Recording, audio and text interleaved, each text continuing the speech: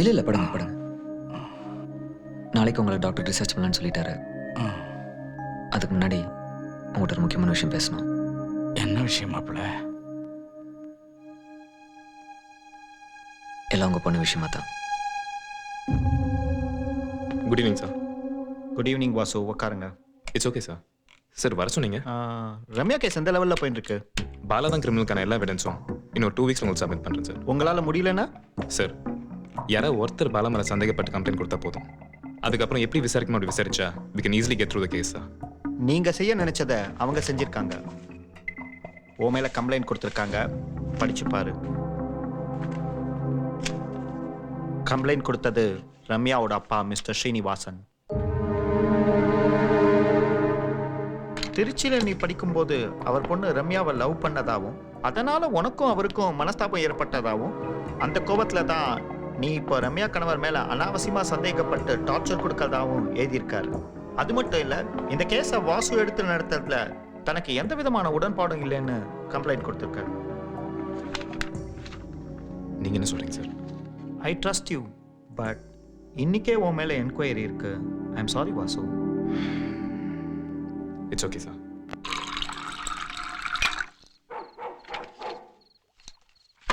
எங்க போனாலும் அவ இருக்க மாதிரி இருக்கு. நீ யாரை சொல்கிற? ரம்யா ஆபீஸ்க்கு போனா, வீட்டுக்கு வந்தா, ஏன் இங்க இப்ப கூட அவ இருக்க மாதிரியே இருக்கு. நீ தான் இருக்காருன்னு சொல்லிட்டு இருக்க.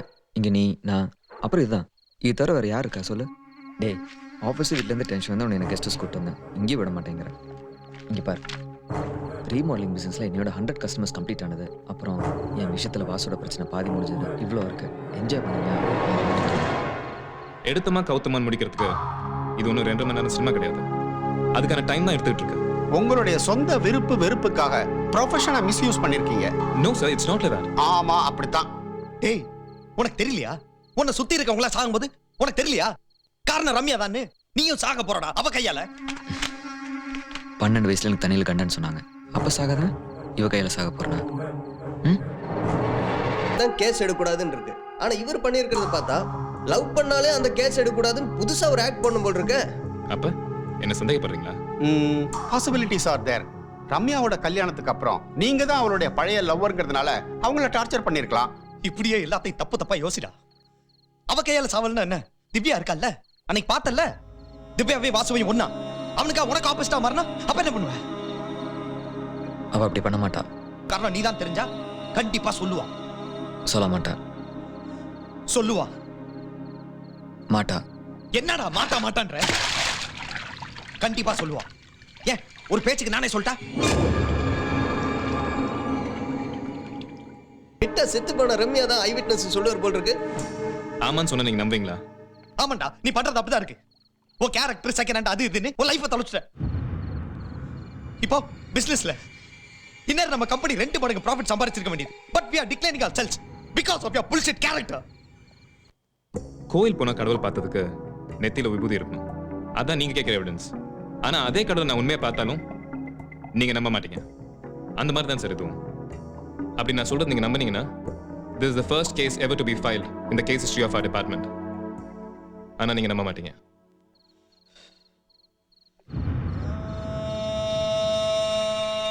Okay, leave it. I'm sorry. Extremely sorry டா. எதை தப்புன்னு சொல்றீங்க? உயிரை பாதிக்கிற எந்த விஷயமா இருந்தாலும் தப்பு தான். அது ஒரு வார்த்தையா இருந்தாலும் தப்பு தான். நல்ல பெக் உள்ள போனவே இப்படி தான் பேச ஆரம்பிப்பேன். இந்தா இன்னொரு பெக் அடிச்சுட்டு பேசாம போய் படுத்துவங்க. எது வரனாலும் காலையில் பேசிக்கலாம். இந்தா. ஆனால் ஒரு விஷயம் என்ன தெரியுமா? தண்ணி அடிச்சாவே உளர்வன் கேள்விப்பட்டிருக்கேன். ஆனால் மனசில் இருக்கிறதான் பேசுவாங்கன்னு இப்போ புரிஞ்சுக்கிட்டேன்.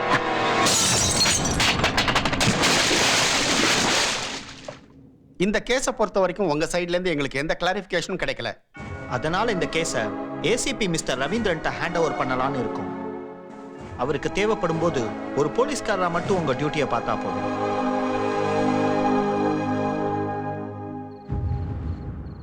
சைக்காலஜி பற்றி பேசினேன், ஆனால் என் கேரக்டர் பற்றி புரிஞ்சுக்காம போயிட்டேன். ஆனால் அவன் உருப்படியாக சொன்னேன், திவ்யா.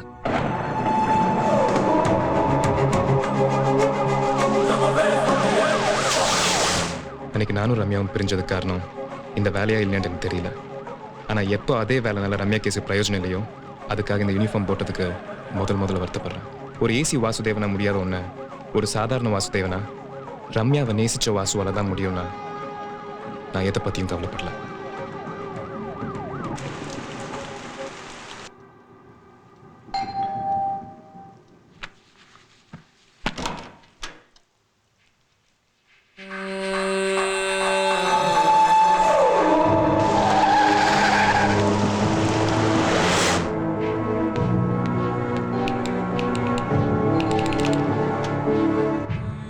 பாலா, என்ன வேணும் உனக்கு? நீ பாட்டு உள்ள போய்கிட்டே இருக்க. பாலா, பாலா எங்க இருக்க? சொல்லிக்கிட்டே இருக்கல்ல.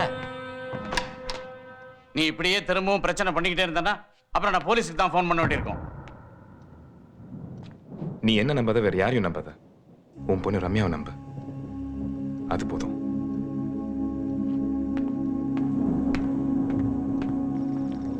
திவ்யா, நான் வாசு பேசுறேன். திவ்யாவுக்கு கண்டிப்பாக கால் பண்ணு, எனக்கு தெரியும்.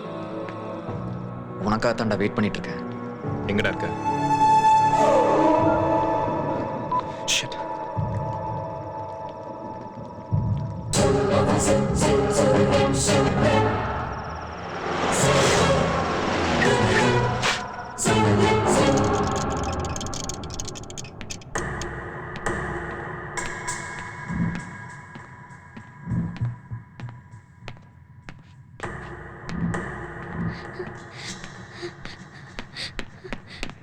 திவ்யா, என்னாச்சு திவ்யா? ஏன் உட்காந்துருக்க? இல்ல வாசு, நாங்க நினைச்ச மாதிரி இங்க எதுவும் இல்ல. சரி வா கிளம்பலாம். இல்ல திம்பேல்,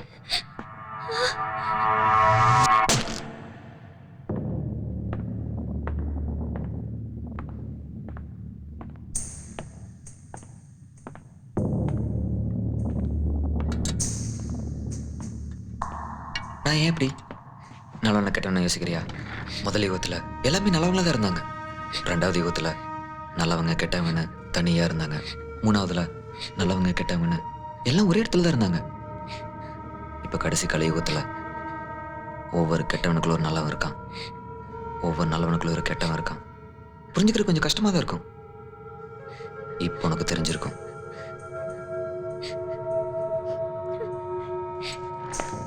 ரம்யா அவளோட பழைய லவ் எப்போ சொன்னாலோ அப்போயே நான் கேரக்டரில் தோத்து போயிட்டேன்.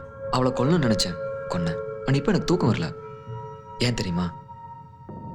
ஏன்னா எப்போ நீ தான் அவளோட பழைய லவ்னு தெரிஞ்சதோ அப்போ ஆரம்பிச்சது. அதுக்கப்புறம் உன்னை இவளை எப்போ சேர்த்து பார்த்தனோ அப்பவே முடிஞ்சு போச்சு. அது எப்படி? உனக்கும் அக்களுக்கும் ஒரே டேஸ்ட், அவன் மேலே அவனை லவ் பண்ணுறியா? டேய், என்னடா பேசிட்டு இருக்க? உனக்கு ஏன்டா கோவம் வருது? நீ இவளை லவ் பண்றல, நீயும் நான் லவ் பண்றல. மாமாட்ட சொல்லி 2 பேத்தையும் சேர்த்து வைக்க சொல்றேன். கல்யாணம் பண்ணிக்கோ, சந்தோஷமா இருங்க. அப்பதான் நீ உனக்கு செகண்ட் ஹேண்ட். புரியல? உங்க அக்கா அடிக்கடி என்கிட்ட ஒரு விஷயம் சொல்லுவா, ஜஸ்ட் 1 கப் ஆஃப் காஃபின்னு. அதே மாதிரி ஜஸ்ட் ஒன்ஸ் உனக்கு டேஸ்ட் பண்ணிட்டா நீ உனக்கு ஒரு செகண்ட் ஹேண்ட் தானே. பாலா வேணா, தப்பு மேல தப்பு பண்ணிட்டு இருக்க. பின்ன என்னடா, நீ தூக்கி போடுறத நான் வச்சுக்கல, அதே மாதிரி தான் நான் அவளை தூக்கி போடுறேன், வச்சுக்கோ. திவ்யா, நீ எதை பத்தி யோசிக்காத, முதல்ல இங்க கிளம்பு போ. என்ன நீ அவ்வளோ சாதாரணமா சொல்லிட்ட? இங்க போக சொல்ல பார்க்கலாம். இங்க இருந்த ஒரு இன்ச் கூட நகர முடியாது. ஏன் தெரியுமா?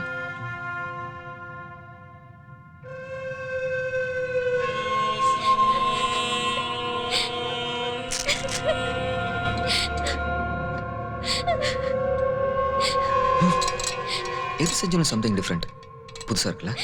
டேய், உன்னை நான் சும்மா விட்டாதும் ரம்யா உன்னை சும்மா விட மாட்டான்.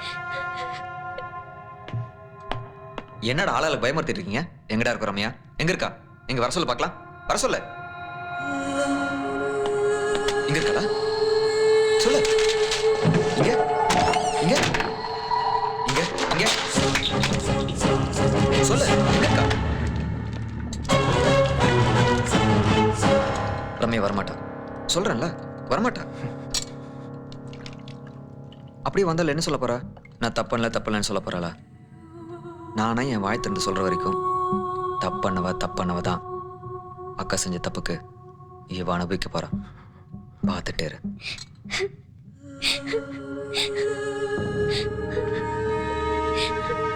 முதல்ல தியரிட்டிக்கல், அப்புறம் பிராக்டிக்கல். ஓகேவா?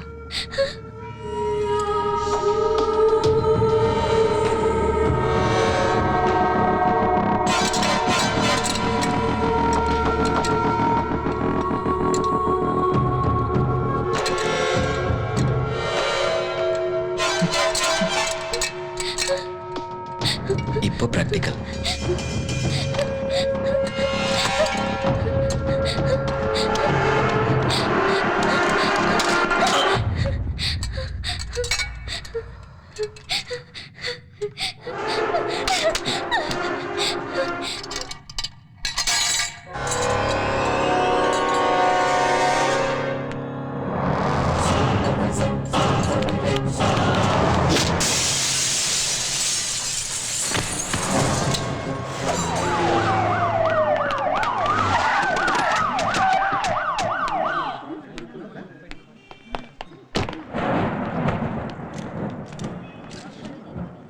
என்னோட ஒய்ஃப் ரம்யாவை நான் தான் கொலை பண்ணேன்.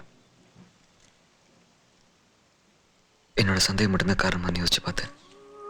லைஃப்பில் சந்தோஷம், கவலை, கோபம், அழுகை இதெல்லாம் எப்படி ஒரு உணர்வோ அது போல தான் காதல். அந்த வயசில் வர உணர்வு சில பேர் அதை சேர்த்து வைக்கும், சில பேருக்கு சந்தர்ப்பம் சூழ்நிலைன்னு அது விபத்தாக முடிச்சிடும்.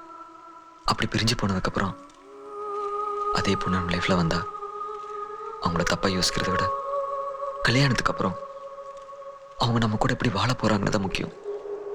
அப்பான்ற விஷயமே நம்ம அம்மா மேலே வச்சிருக்கிற நம்பிக்கை தான். அம்மா மேலே வச்சிருக்க அதே நம்பிக்கையை நாம் அவங்க மேலே வச்சாவே போதும். அதான் லைஃப். அந்த விதத்தில் அவர் என்னை புரிஞ்சுக்காம போயிட்டாரு. சாரி, ரம்யாவை நான் புரிஞ்சுக்காம போயிட்டேன். I miss her a lot.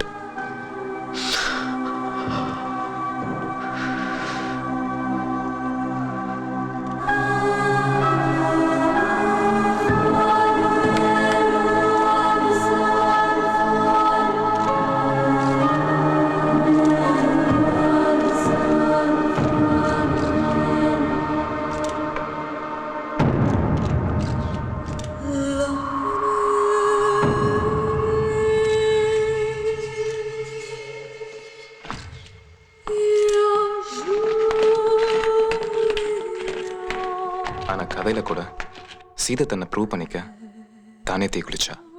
இன்னைக்கு ரம்யாவோட நிலைமையும் அதான்.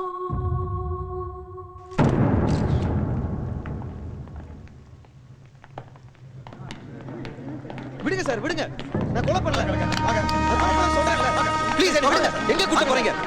நான் சொல்றேன்ல கொலை பண்ணல. வாங்க சார், விடுங்க sir. Excuse me sir, Bala அவரோட ஒய்ஃப் ரம்யாவை கொண்டதை ஒத்துக்கிட்டாரு. அப்போ அப்பார்ட்மெண்ட் இருந்த மற்றவங்களோட சாவுக்குலாம் என்ன சார் காரணம்? ஈரம். அவங்கவுங்க மனசுல ஈரம் இல்லாததுதான் எல்லாத்துக்கும் காரணம். That's enough. சார் தேவையில்லாம ஆர்கியூ பண்ணிட்டு இருக்காதீங்க. முதல்ல ஜீப்ல இருங்க. சார் விடுங்க சார். நான் தான் கொலை பண்ணல நெத்தல தடவை சொல்றேன். கேளுங்க ப்ளீஸ். சார் நம்ம கோர்ட்ல பாத்துக்கலாம்.